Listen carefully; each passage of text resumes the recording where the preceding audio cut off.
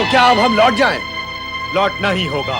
ऋषि के द्वार से कोई निराश लौटता तो नहीं, परंतु क्या करें, जैसी विधाता की इच्छा। मुझे आपकी मांग स्वीकार है। भली भांति विचार कर लिया तुमने? नारी सुलभ मर्यादा और लाज का प्रश्न मत उठा देना। अनसुईया, निसंकोच होकर व्यवहार करना। अवश्य, जैसा आप चाहते हैं मैं वैसा ही करूंगी। किंतु आश्रम के बाहर रहकर मैं आपकी ये मांग कैसे पूर्ण कर सकती हूँ? इससे आश्रम की पवित्रता भंग होगी। आप सब भीतर कुटिया में पधारें। आइए।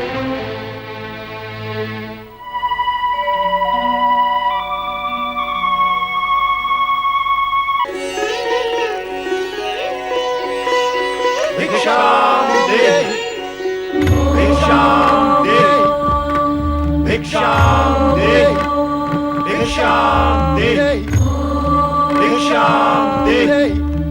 साधु जनों को प्रणाम। कल्याण भव। साधु महाराज, मैं अभी अभी बाहर से आई हूँ। आप कुछ समय के लिए प्रतीक्षा करें, मैं तुरंत आपके लिए फलाहार का प्रबंध करती हूँ। देवी, भिक्षा प्राप्त करने से पूर्व हम अपने नित्य नियम का पालन करेंगे। अपने नियमों के अनुसार हम उसी गृहिणी से भिक्षा ग्रहण करते हैं जो निसंकोच होकर हमें भिक्षा दे। अर्थात यही कि पर पुरुष जैसा व्यवहार न करके लाज, मर्यादा और संकोच को त्याग कर हमें भिक्षा दे। ये कैसे संभव है? विचित्र मांग है आप तीनों की।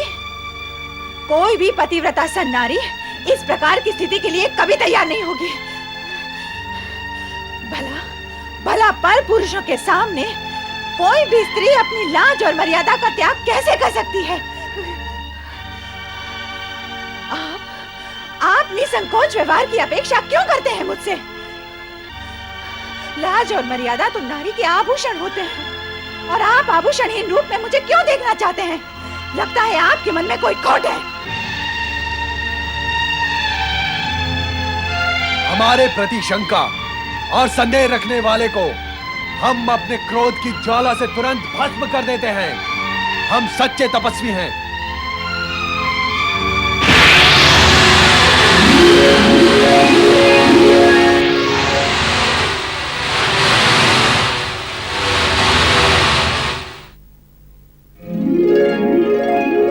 यदि तू स्वयं को इतनी महान सती समझती है तो तेरे मन में विकार ने क्यों प्रवेश किया? और यदि तेरे मन में विकार नहीं है तो तुझे तुरंत हमारी मांग स्वीकार कर लेनी चाहिए। बुद्धि भ्रमित नारी, ये मत भूल, यदि तूने हम तीनों महात्माओं को बिना भिक्षा दिए लौटा दिया तो इसका परिणाम, विनाशकारी परिणाम तुझे जीवन भर भुगतना होगा। नहीं साधुजन, नहीं। आप रुके। क्यों रुके? क्या अपना अपमान करवाने के लिए रुके? जब हमारी मांग पूरी नहीं हो सकती तो हम क्यों रुके? किंतु साधु द्वार पर आकर लौट जाएं, ये तो उचित नहीं है। उचित अनुचित का विचार करने वाले हट नहीं क्या करते अनसुईया? और हट करने वाले गृहस्थों के यहाँ हम साधु अन्न जल ग्रहण नहीं करते, इसलिए हमारा लौट जाना ही उचित होगा। ऐसा अनर्थ ना करे साधुजन। अनर्थ से बचना चाहती हो तो हमारे शब्दों का अर्थ समझो। अर्थ समझ लेने के पश्चात उन शब्दों पर आचरण भी करो। इसी में तुम्हारा कल्याण है अनसुईया। हमारी मांग स्वीकार कर लो। शीघ्र ही ऐसा अवसर आएगा जब तुम ब्रह्मा, विष्णु, महेश इन तीनों की माता बनोगी। मैं माता बनूंगी?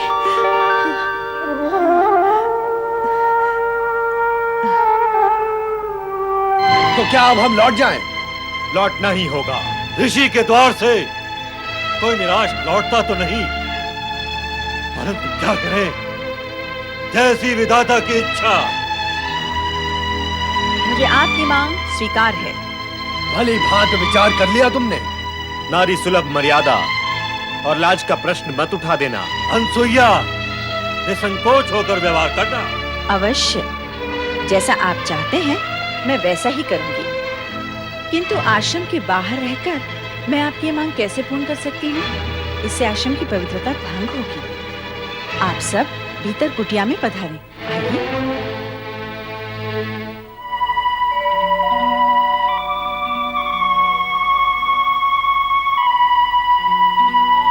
स्वामी, ये त्रिदेव मेरी परीक्षा लेकर मेरी मनोकामना पूर्ण करने आए हैं। मैं तभी इनके सामने अपनी लाज, मर्यादा और संकोच का त्याग कर सकती हूँ जब ये तीनों नवजात शिशु बनकर मुझे माता के रूप में निहारें। मुझे अनुमति प्रदान करें स्वामी, प्रदान करें।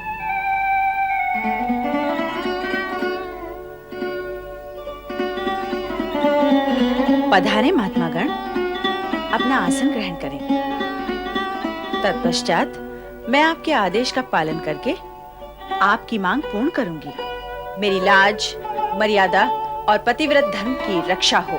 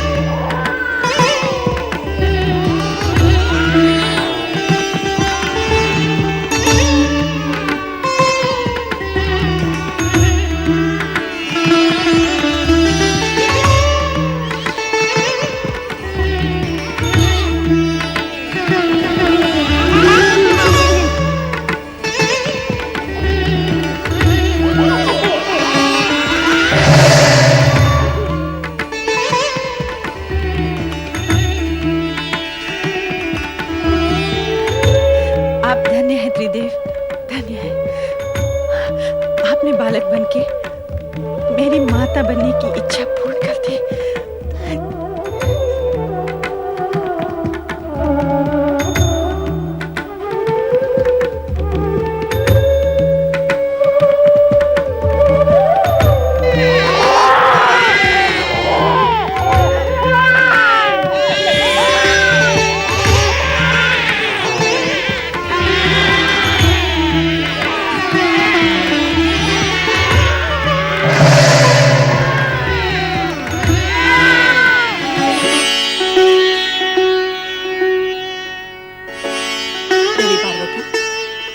आप चिंतित लग रही हैं। हाँ देवी लक्ष्मी, विषय तो अनुसुईया के सतीत्व की परीक्षा का था, किंतु अब वह चिंता तक आ पहुंचा है। चिंता का कारण क्या है देवी?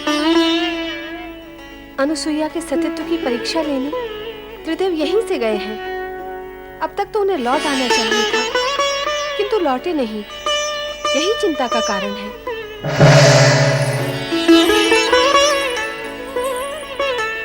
आओ देवी सरस्वती, आपका स्वागत है। स्वागत कर रही हो, किंतु उदास हो। लगता है विषय वही अनुसुईया की महान सती होने का है। ऐसा ही कुछ है। त्रिदेव भी यही मानते हैं कि वो जगत की सर्वश्रेष्ठ सती है। नहीं, सर्वश्रेष्ठ नहीं। नहीं, हाँ, वो चाहे जितनी बड़ी सती हो, हमसे बड़ी सती नहीं हो सकती। हम भी यही कहती हैं। हाँ, हमारा भी यही मानना है कि वो हमसे बड़ी सती नहीं हो सकती है। नारायण नारायण। त्रिदेवियों को नारद का प्रणाम। त्रिदेवों को एक साथ प्रणाम करने का अवसर प्राय प्राप्त होता रहता है, किंतु त्रिदेवियों को एक साथ प्रणाम करने का अवसर और सौभाग्य कभी-कभी प्राप्त होता है।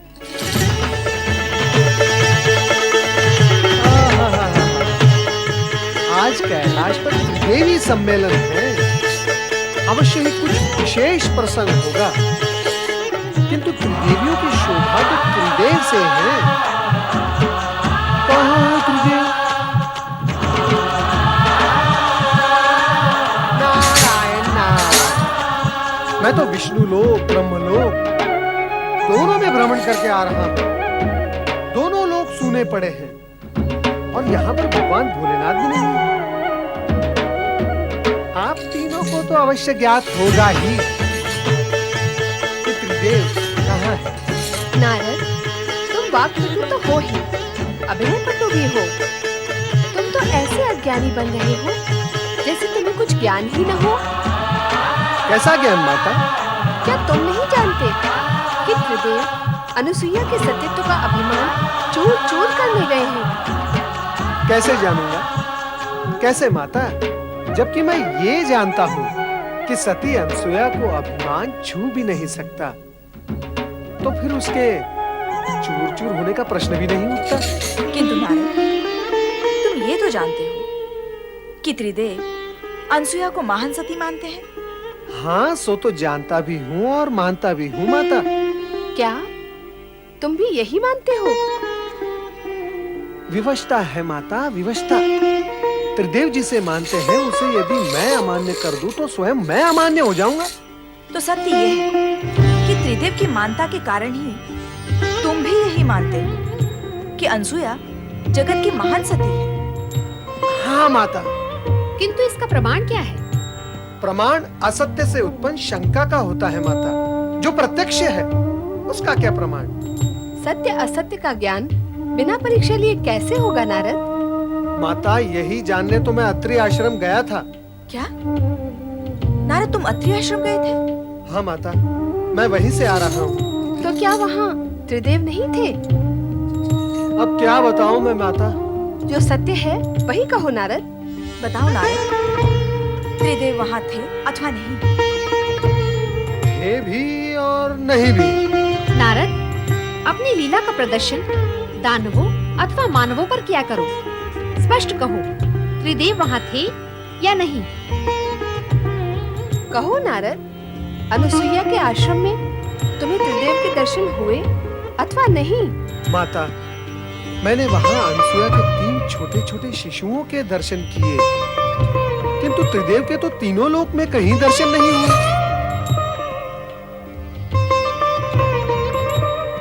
ये क्या? कहाँ गए वे तीनों? नारद, तुमने ये क्यों कहा कि त्रिदेव वहाँ थे भी और नहीं भी? नारायण नारायण। माता, मैं तो कण-कण में प्रभु के दर्शन करता हूँ। सती अनसुया के उन तीनों शिशुओं में भी मैंने त्रिदेव के दर्शन किए। बस इसीलिए कह दिया कि वे वहाँ थे। नारद, अपने से बड़ों के साथ ऐसा निर्मल विरोध करते हुए तुम्हें तनिक भी संकोच नहीं होता? मैंने कोई विनोद नहीं किया माता। रही बात संकोच की, सो तो भक्तों को संकोचहीन करने में त्रिदेव भी कब संकोच करते हैं। अभिप्राय क्या है तुम्हारा? कोई अनर्थकारी अभिप्राय नहीं है माता। सरल और स्पष्ट अभिप्राय है कि जब तक भक्त निसंकोच होकर त्रिदेव से वरदान नहीं मांगते, तब तक त्रिदेव भी निसंकोच होकर भक्तों को वरदान नहीं देते। तो तुम्हारा अभिप्राय है कि त्रिदेव अनुसुईया को निसंकोच होकर वरदान देने गए हैं? माता, कहा न मैंने कि मैंने त्रिदेव को तीनों लोक में कहीं नहीं देखा। तो फिर गए कहाँ? माता, आप तीनों मुझसे और मैं आप तीनों से यही प्रश्न पूछ रहा हूँ कि वे गए कहाँ? नारद, तुम जब अत्रि आश्रम गए थे तो तुमने अनुसुईया से उनके विषय में नहीं पूछा? तो क्या अनसुया ने 3 शिशुओं को एक साथ जन्म दिया है? हमें तो इस विषय में भी कुछ ज्ञान नहीं था कि अनसुईया माँ बनने वाली है। पर माँ बनने वाली इतनी कठोर तपस्या कैसे कर सकती है? नारायण नारायण, कहीं ऐसा तो नहीं हुआ कि सती अनसुया की परीक्षा लेने गए त्रिदेव को स्वयं परीक्षा देनी पड़ गई हो? नारायण नारायण, अर्थात पृथ्वीलोक की भाषा में उन्हें कहीं लेने के देने पड़ गए हो। और फिर ये आवश्यक भी तो नहीं कि सदा त्रिदेव परीक्षा देने पर उत्तीर्ण ही हो जाए। नारद, तुम हमारी चिंता कम करने की अपेक्षा उसे बढ़ा ही रहे हो। माता, यदि मेरे वश में होता तो मैं आप तीनों की चिंता कम क्यों करता? नारायण नारायण, अर्थात जड़ मूल से मिटा ही न देता। पर क्या करूं माता, विवश हूं। नारद, ऐसा लगता है कि तुम हमसे कुछ छिपा रहे हो। छिपने वाले तो छिप ही गए माता, मैं क्या छिपाऊंगा? नारद, तुम तो त्रिकालदर्शी हो। दिव्य दृष्टि से देखकर बताओ कि इस समय त्रिदेव कहाँ है? दिव्य दृष्टि और दिव्य शक्ति से तो आप तीनों भी संपन्न हैं माता। फिर आप ही स्वयं अपनी दिव्य दृष्टि का उपयोग करके देख लें कि आपके पति कहाँ हैं, कैसी स्थिति में हैं और क्या कर रहे हैं। अब तो हमें यही करना होगा। हम व्यर्थ ही उद्विग्न हो रहे हैं। चलो देखते हैं।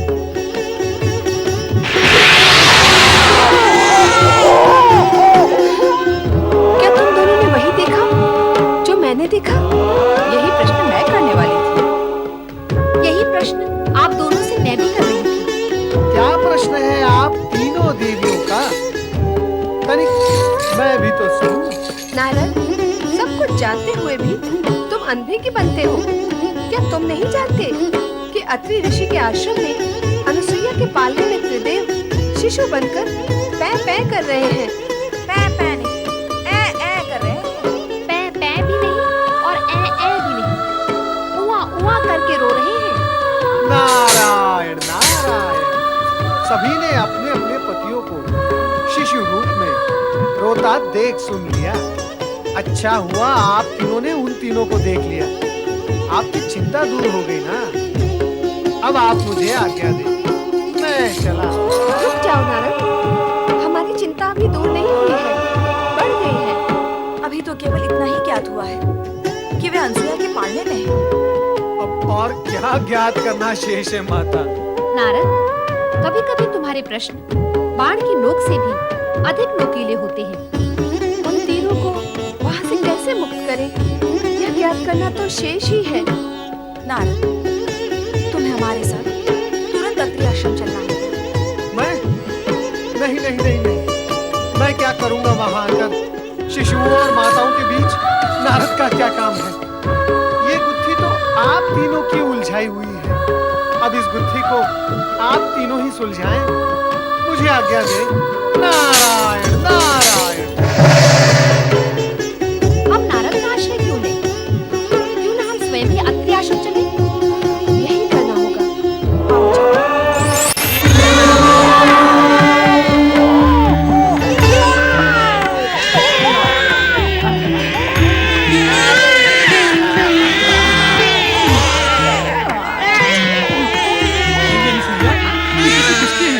कहाँ से आए? यहाँ कैसे आए? मेरी तपस्या फलित हो गई स्वामी। ये तीनों हमारे पुत्र हैं।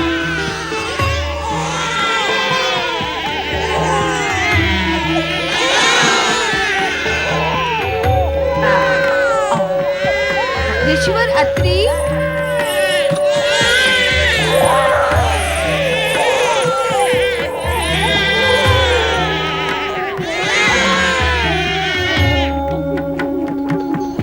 स्वामी, आप इस दशा में? ये क्या हो गया प्रभु? संपूर्ण जगत को पालने वाला स्वयं पानी है।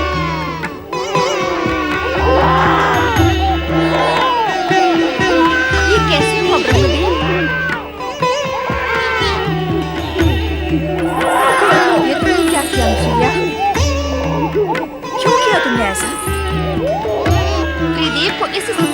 सुलाने में तुम्हें तनिक भी संकोच नहीं हुआ?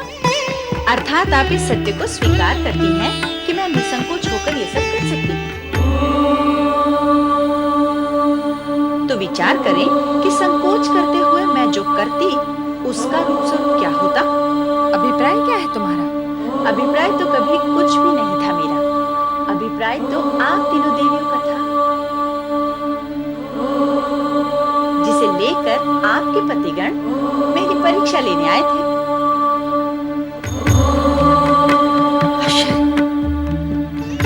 अनसुया ने त्रिदेव को शिशु बनाकर पालने में कैसे सुला दिया?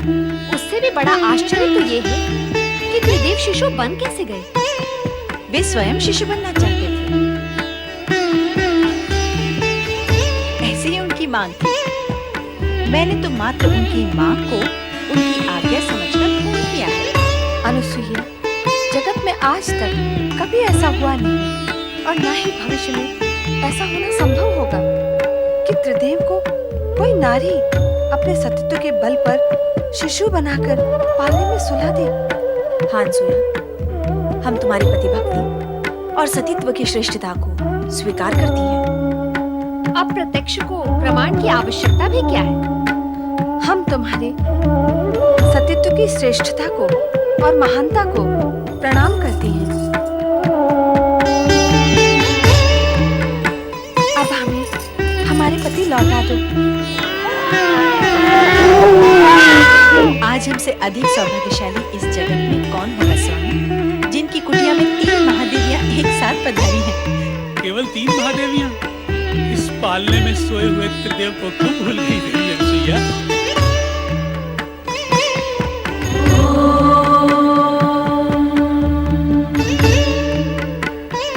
ऋषिवर, कृपा कर अनुसुईया से कहें कि वे त्रिदेव को उनके मूल रूप में प्रकट करें। क्या त्रिदेव स्वयं ऐसा नहीं कर सकते? नहीं, अनसुया की सतीत्व की शक्ति ने उन्हें शिशु बनाया है। अब वही शक्ति उन्हें मूल रूप दे सकती है। त्रिदेव कभी भी अपने भक्तों की शक्ति के विरुद्ध अपनी शक्ति का उपयोग करके उनको अपमानित नहीं करते, कारण कि भक्तों के पास भी त्रिदेव की ही शक्ति होती है। यदि त्रिदेव को अपनी शक्ति का प्रयोग करना ही होता तो वे शिशु बनते ही क्यों? अनुसुईया के सतीत्व की श्रेष्ठता का सम्मान का ध्यान रखकर अब वे अपने मूल रूप में स्वयं नहीं आएंगे। जब उन्होंने अनुसुईया के सतीत्व की श्रेष्ठता को स्वीकार किया है तो उनकी इच्छा का अवश्य सम्मान करेंगे। अतः ऋषि, आप ही अनसुया से कहें कि वे त्रिदेव को अपने मूल रूप में प्रकट करें। ब्रह्मा, विष्णु, महेश ने तुम्हारी मनोकामना पूर्ण की देवी। यदि तुम इन्हें शिशु बनाकर रखोगी तो संपूर्ण जगत की व्यवस्था और स्थिति अस्त व्यस्त हो जाएगी। त्रिदेव को उनका मूल रूप प्रदान करो देवी अनसुईया।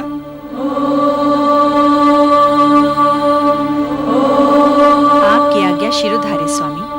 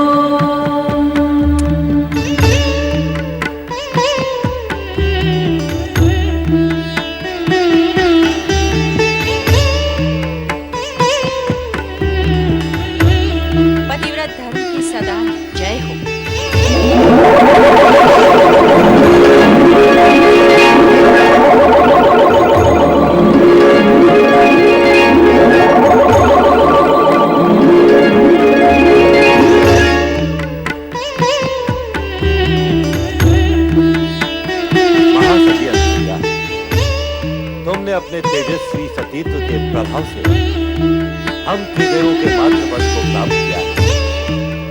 हम तुम्हें माता के रूप में प्रणाम करते हैं। मेरा और आप तीनों का माता और पुत्र का संबंध बन ही गया है, तो मेरी हार्दिक इच्छा है कि आप त्रिदेव एक ही रूप में अत्रि पुत्र के रूप में स्थापित हो। माता, आपकी हार्दिक इच्छा अवश्य पूर्ण होगी। हम त्रिदेव एक रूप लेकर दत्तात्रेय का अवतार धारण करेंगे, जो अत्रिपुत्र कहलाएगा। और यह अत्रिपुत्र दत्तात्रेय पालनकर्ता श्री हरि विष्णु के अवतार स्वरूप सारे जगत में प्रसिद्ध होगा।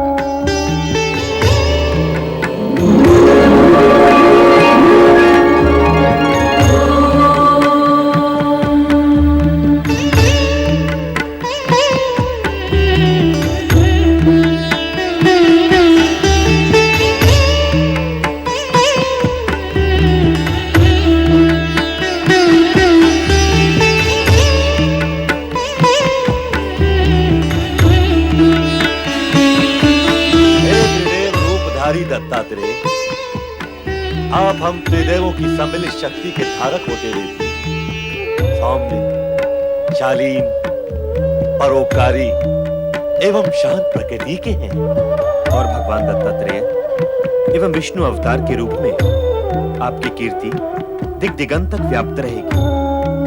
हे अत्रि अनुसुईया पुत्र, आप संसार में भक्ति, ज्ञान, वैराग्य और सद्भावना का प्रकाश प्रकाशित करेंगे। हे संत वेशधारी दत्तात्रेय, आप जगत में अवधूत के वैराग्य प्रदर्शक नाम से प्रसिद्ध हैं।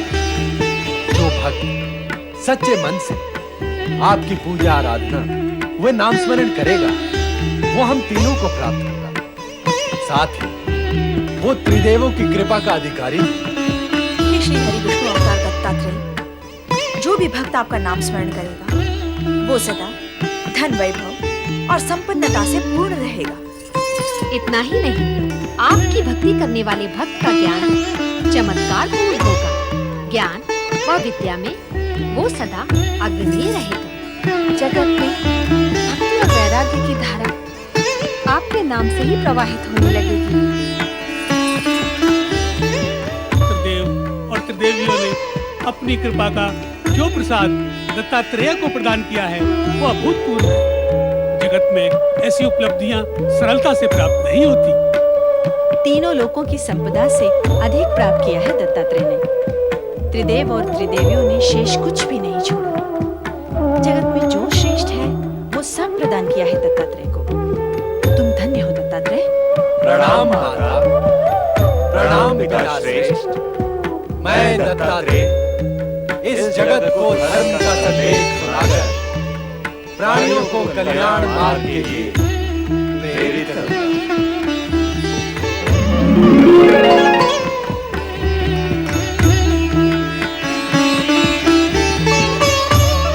माता, आप उदास न हो। हमने ही स्वप्न में आकर आपको पुत्र प्राप्ति के लिए तपस्या का उपाय सुझाया था। इसलिए हम अपने अंश से आपको ऐसा रुद्रावतारी पुत्र प्रदान करेंगे जो सदा आपकी सेवा में रहेगा। रुद्रावतारी शिवांशी प्रकट हो।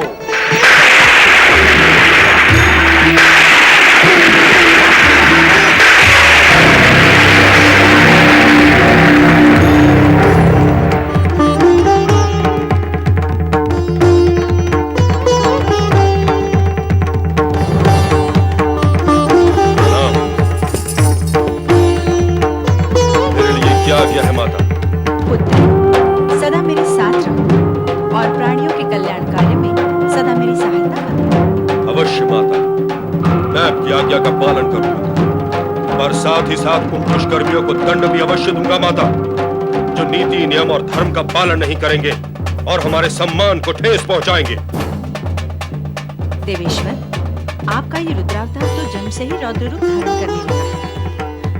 इसे कहिए कि अपने क्रोध पर अंकुश रखिए। रुद्रावतारी शिवांशी, यदि तुमने अपने क्रोध पर संयम नहीं रखा तो जनसाधारण तुम्हें शिवांशी न कहकर दुर्वासा के नाम से पुकारेगा।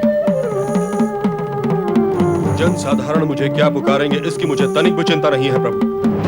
मैं तो मात्र इतना चाहता हूँ कि वे दुष्कर्मी मुझसे भयभीत हो, ताकि वे पाप कर्मों से बचे रहें। स्वामी, आपने स्वयं मुझसे कहा था कि आप ऐसे रुद्रावतार को प्रकट करना चाहते हैं जिसके भय से लोग अनाचार तथा अत्याचार करने से बचे रहें। अब शिवांश को अत्रि अनुसुईया के पुत्र के रूप में प्रकट करके वह कथन सत्य कर दिखाया। पुत्र, तुम्हें देखकर ऐसा प्रतीत होता है कि अपने स्वभाव के कारण तुम दुर्वासा के नाम से ही प्रसिद्ध होगे। आपके वचन सत्य सिद्ध होंगे माता पार्वती। अब मुझे आज्ञा दे, मैं देहाग्नि से तप रहा हूँ, शीघ्र स्नान करके शांत होना चाहता हूँ। माता अनसुईया, मैं स्नान करके लौटूंगा, मेरे लिए भोजन की व्यवस्था अवश्य करो। अब हमें आज्ञा दीजिए।